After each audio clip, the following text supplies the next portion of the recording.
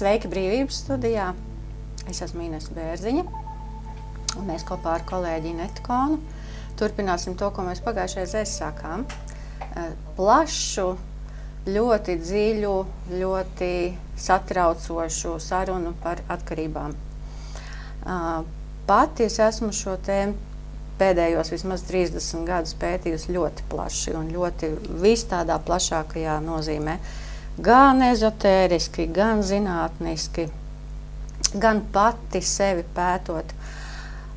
Tas, kas pašlaik ļoti satrauc mūs, ko mēs redzam savos kabinetos, ir tas, ka vilinājumi gan jauniešiem, gan mums pašiem paliek aizvien vairāk. Piemērs, arvien mazāki bērni lieto viedierīces un lieto aizvien vairāk. Kas ar mums pašiem notiek ar mūsu paudzi? Mēs esam dzīvojuši totalitārā režīmā, mēs esam ļoti izdevīgi, atkarīgi, respektīvi, ja mūs var tad labi manipulēt vai mūs vadīt. Ja? Tāpēc tas ir ļoti, ļoti svarīgs jautājums, bet ļoti plašs. Mēs droši vien šajās 20 minūtēs to nepaspēsim. Bet tas, kā es uz to raugos visplašākajā nozīmē, tas, ja vienā pusē ir brīvība, tad spektra otrā pusē ir tā tad atkarība. Ja vienā pusē ir neatkarība, tad otrā ir atkarība. Un tieši tā tas skar mūs visus. No vienas puses mēs esam bijuši atkarīgi vienmēr un būsim vienmēr atkarīgi, un tā ir tā pozitīvā atkarība. Tas ir, mēs esam no ūdens atkarīgi, no gaisa, no sabiedriskiem kontaktiem, no mātes piena, kad mēs piedzimstam. Bet šoreiz mēs par to tā kā mazāk runāsim, mēs runāsim par to, kas tad mums neļauj brīvi dzīvot.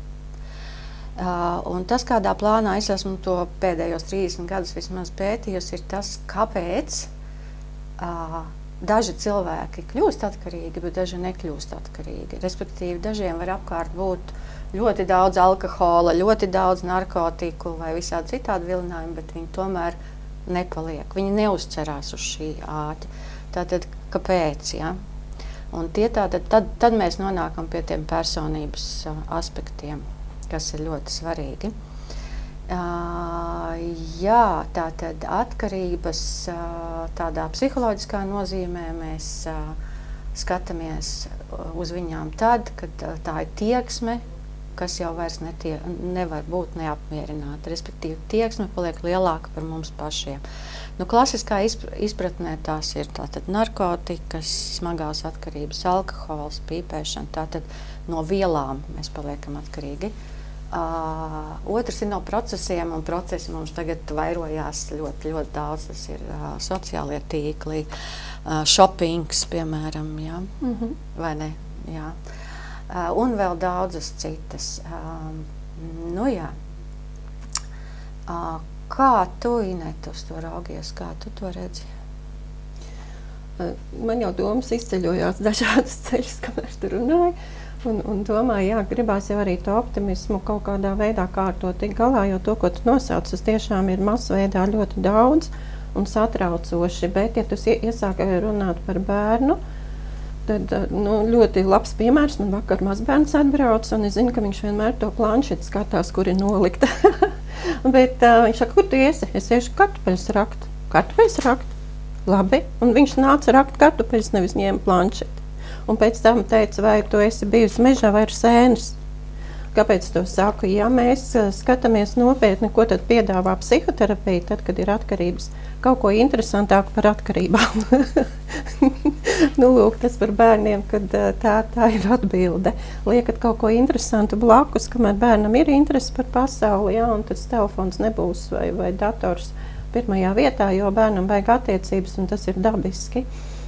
Ja mēs sakam atkarība, pirmā doma nāk prātā alkoholisms, narkotika, atkarība no shoppinga, bet vispirms ir būt kaut kādā varā, atkarība būt varā, un kur nav izvēles. Nezinu, tas ir jebkurā dzīves situācijā, kurā mēs atrodamies, tā ir skola, darba vieta, ģimene citreiz, Un tas ir ļoti nopietni.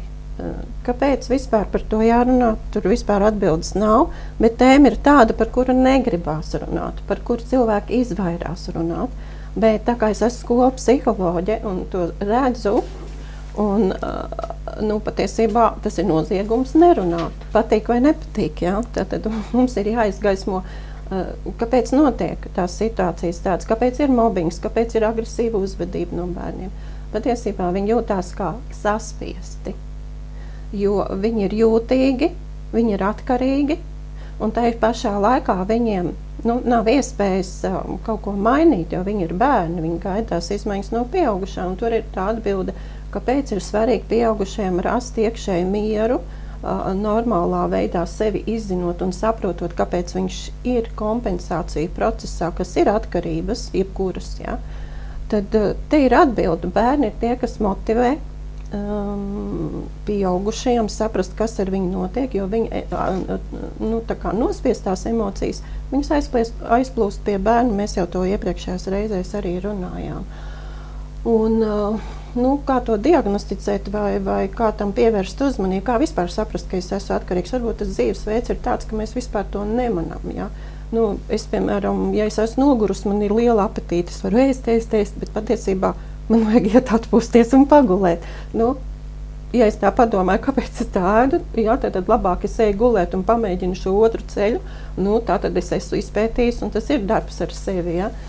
Man ir arī paraugi vizuāli, lai varētu saprast, kā tas izskatās, kā to atkarību ieraudzīt. Jā, ir personības iezīme tests grafiski, kurš uzrāda pēc atbildēm ļoti vienkārši 90 jautājumu, bet tie jautājumi ļoti vienkārši, un pēc kuru tām atbildēm tātad mēs uztaisām grafiku, kurā var ieraudzīt atkarību, konformismu un sensivitāti. Sensivitāte ir jūtīgums. Visi bērni, visi cilvēki, kas arī bēg tajās kompensācijās, ja, vai ir agresīvi un cīnās, ja, viņi jūtās ļoti slikti. Un tur ir tā atbilde, ka mums ir jārunā par emocijām, kā tu jūties.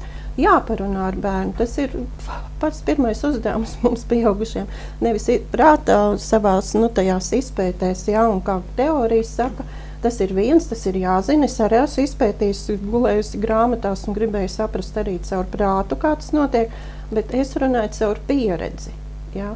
Ja man nereti ir jāsaka, es neesmu burve, es tikai mācos, ka vecāki atnāk un saka, kā tas var būt tik ātri izmaiņas. Ja? Tātad izmaiņas var būt, ja mēs saprotam, pieņemam, kad ir jāmainās, visiem ir jāpastrādā, un tad arī tās rezultāts ir sagaidāms. Un atgriežoties pie tā grafika, tātad viņš uzrāda personības iezīmes. Ja? Tur ir iespēja, kad personībā ir stiprā, spēja konfliktēt, spēja izteikt savu viedokli, spontāni, tā ir veselīga personība. Tā, kas to nespēja, ir bailīga un iedzīt un emociju varā, tad tur pastāv tie draudi būt atkarīgam. Un nereti var redzēt, ka uzvedības modelis ir varmāk un upuris.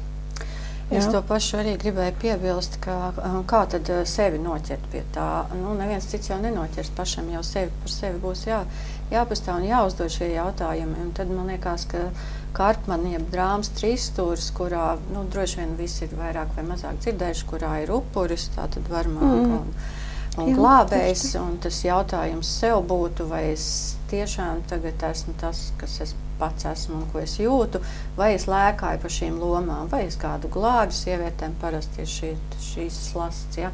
Vai es esmu upuris, kuru ir jāglābj, vai es kādam tomēr uzbruku. Un tas patiesībā nav jābūt ārkārtīgi tādam pārmēru lielā apjomā. Tas kādreiz ir pavisam sīkās lietās. Iespēru sunītim, tur uzbļāvu bērnam, vai nedod... lai viņš sadzird, taču jābļauj, vai ne? Taču jāuzbļauj, jā. Vai uzspiedu viņam, man būs taisnība, arī tas ir tas. Un tajos slazdos vecākiem ir visiem ir ļoti viegli iesaistīties. Un vai tā manipulācija ir mūsu ģimenē? Vai manā ģimenē ir manipulācija, vai mēs varam runāt to, ko mēs patiesi katrs jūtam. Un te es pārēju pie otra jautājuma, kur tad īsti rodas atkarības. Es sākšu laikam pirmā, jo man ir atbilde. Es tiešām šos 30 gadus esmu pie tā nemaz strādājis, uzrakstīju pat veselu zinātnisku darbu, lai nonāktu pie pavisam vienkāršiem secinājumiem. Pirmkārt, ka jā, atkarības ir visapkārt, visādos veidos, bet jautājums jau, kā man pašai ar to būt, kur ir manas atkarības, ja? Un kādos slazdos es iekrītu. Diemžēl ir viena slikta ziņa, viņas mēdz arī iedzimt. Respektīvi, ja kāds ģimenē jau ir bijis no senčiem atkarībnieks, tad to, diemžēl, nodod arī tālākām paudzēm. Es, piemēram, alkoholu pavisam nevaru lietot, tāpēc, ka man tas ļoti ātri iedarbojās. Tas ir tieši šī atbilde šo jautājumu. Tātad, kur viņa rodās atkarība? Un te man ir atkal tādas, ir labas, ir sliktas ziņas, protams, ka viņa rodās ģimenē. Un jau ļoti agrīni, tas, ko Inete minēja, arī šīs attiecības starp varu un upuri, kā mēs bērnu audzinam, vai mēs viņu audzinam kā upuri, tas ir viņam jābūt ir paklausīgam vienmēr un visur, vai mēs viņu cienam un mīlam, un tas jau nenozīmē arī kaut kādu vispārīgu visatļautību, kas tagad ir patiesībā nākusi modē, ko es novēroju arī bērnu laukumiņos, staigājot ar saviem mazbērniem. Ja? Kad viņam tiek ļauts viss, un tad viņš vairs nezin, kur apstāties, jo viņš arī ir trauksmē, viņš ir nesavaldīts, un tā jau vairs nav brīvība, vai ne? Tā jau ir atkal kaut kas cits. Tātad, ko es gribu uzsvērt? Maziņš bērniņš, kad viņš piedzimst, viņš vēl nav spējīgs savas emocijas vadīt. Te slēpjās ļoti būtiska lieta par kā mēs nododam mantojumā to, kā bērniņš iemācās emocijas. Viņš nezina, viņš nemāk vadīt, viņam vēl nervu sistēma nav tam piemērota, viņam ir katra izjūta, tā kā ārkārtīgi pārjūtīga. Ja mamma aiziet, tad tas ir mans gals, es tūlīt nomiršu, jo mamma mani nebūs, kas mani izglābi. Ja? Tik ļoti pārspīlēti. Kas viņam iemāca šo jūtību vai drīkst būt jūtīgam, ir vecāku sejas. Sākumā sejas, tā seja, ko viņš ierauga, tās acis, ko viņš ierauga, vai tās acis ir priecīgas, vai viņas ir mīlestības pilnas, vai viņam ir pietiekoša siltuma, tas ir tas, caur kurien viņš mācās. Un tas ir būtiski, tāpēc, ka visa jūtu pasaule tiek ielikta jau tur. Ja? Vai mamma savas emocijas izliek? Kādā veidā? Ne tikai mamma, es atvainojos, ir arī citi kopēji, ne tikai mammas, ir tēti un omes, un kādreiz var gadīties arī citi kopēji. Bet vai mēs bērnus audzinam ar šo brīvību emocijas paust? Un te es teiktu, ka te iestājās tā brīvība, emocionālā brīvība. Ja?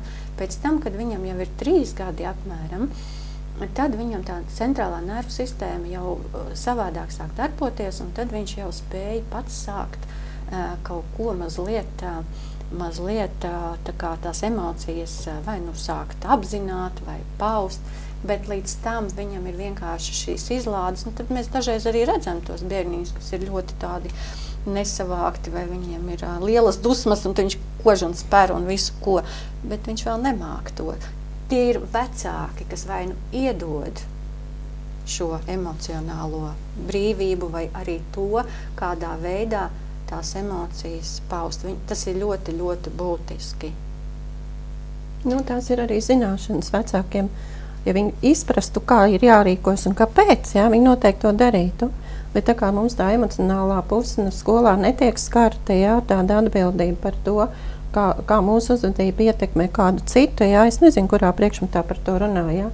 Es zīmēšanas stundā to ļāvu, kā jau iepriekš minēju, caur zīmējumiem parādīt, un tāpēc man arī šodien ir zīmējumi, kas arī to vēl vairāk pasvītro, ja, šīs emocijas, cik spēcīgas var būt, ja, tad, ja runājam par maziem bērniem, tad ļoti labi dara smilšu terapija, ja, kurā bērns izreaģē to hausu, kurā viņš jūtās, kādā viņš jūtās, un pēc tam viņš nonāk pie kaut kāda risinājuma, tāpēc tas ir ļoti labi, smilšu terapija laba bērniem, bērnu vecuma posmā.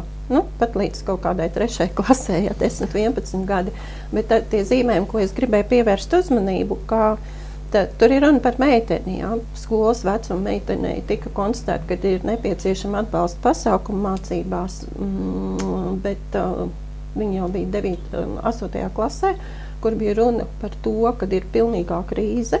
Meitene lietoja ļoti daudz medikamentus, kontaktā uz bērni ar vecākiem vairs negāja, vecāki bija šķīrušies, un tur bija arī, tāda cīņa, jā, tā attiecības norisinājās caur bērnu, un skolā viņa bija īpaši agresīva.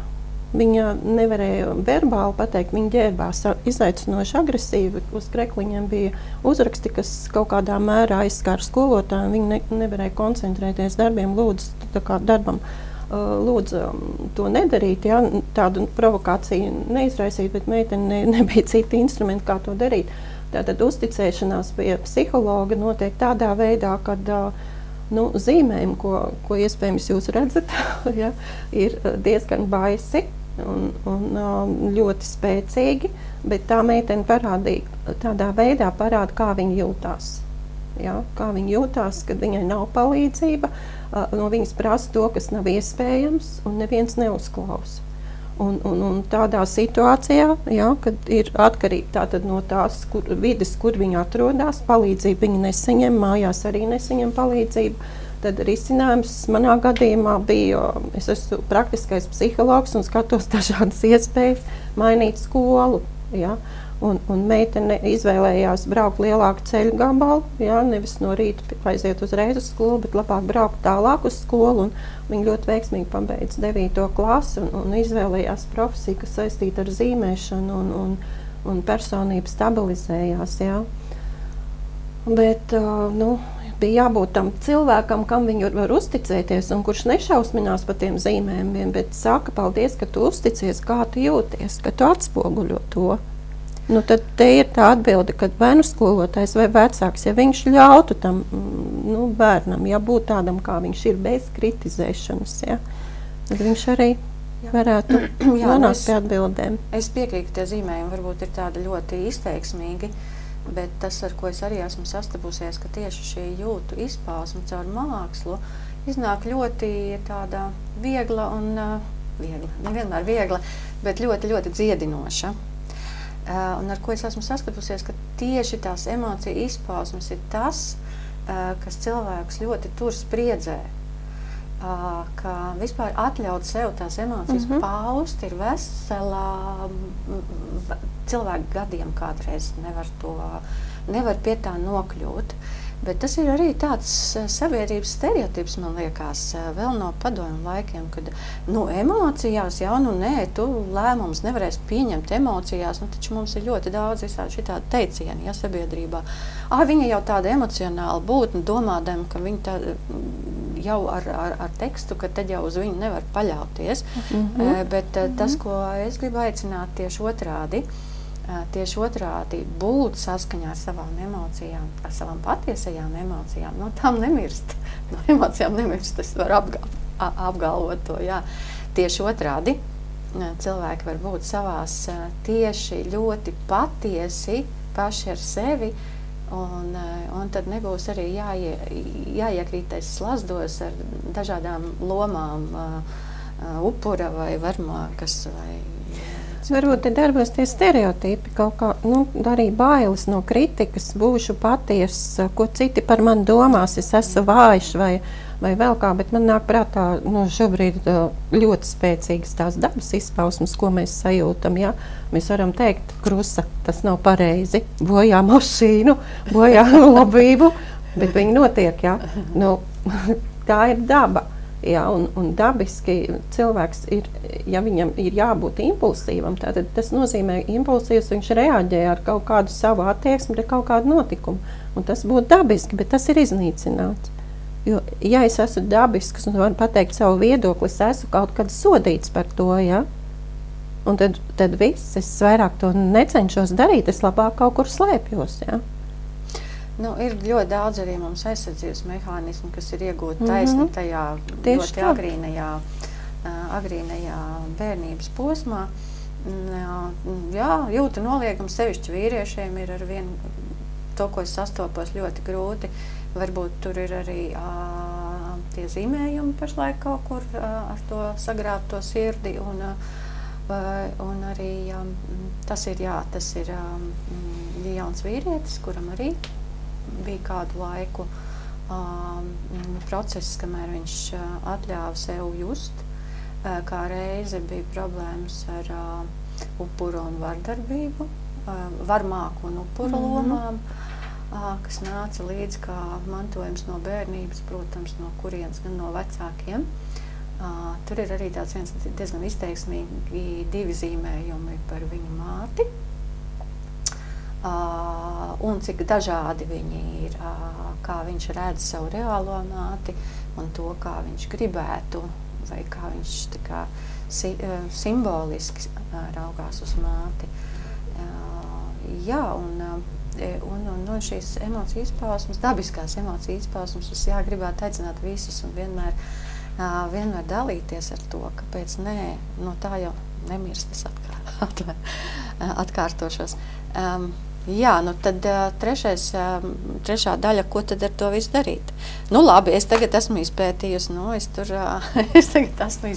ka es par daudz tur kaut ko lietoju, vai mani bērni par daudz skatās tajās ierīcēs visās. Tas ļoti samazina radošo enerģiju un dabisko enerģiju. Tur ir tā lieta, ko tad darīt. Nu, mums jau, protams, būs viens ieteikums, tas ir, protams, ieskatīties sevi, kā vienmēr, nekas jauns nebūs. Sākt ar sevi, kur ir mana atkarība, no kā es esmu atkarīga. Es, piemēram, varu atklāt savu atkarību, es dzeru kafiju ļoti daudz. Jā, bet arī visu mūžu esmu to pētījusi. Tātad, izpausties radoši atbildi ir no manas puses. Jo, ja cilvēks izpaudīsies radoši, viņam tiešām būs vairāk arī tīri laika ziņā, vairāk ar sevi laiks un ar savām radošajām izpausmēm. Protams, es teikšu, ka kāds terapeits vai kāds cilvēks speciālists noteikti uz to raudzīsies jau profesionāli, tātad palīdzēs, izvedīs caur šiem ceļiem. Nu, kaut kā tā. Nu, redzi, radoši, es domāju, citiem ir ļoti biedējoši, tāpēc, ka viņi nav trenējušies uz radošumu. Nē, es domāju, tā kā, ja kādam piedāvā cilvēku, es ir radoši, ko tas nozīmē? Jā, ko tas nozīmē? Tā arī ir tā impulsivitāte, droši izteikt to, kā jūties. Jā, var pateikt tam sarunbiedram, lai nebūtu konflikts patiesībā. Man ļoti patīk šī situācija, paldies, ka tu viņu ierosināji, bet es jūtos tā un tā, ja?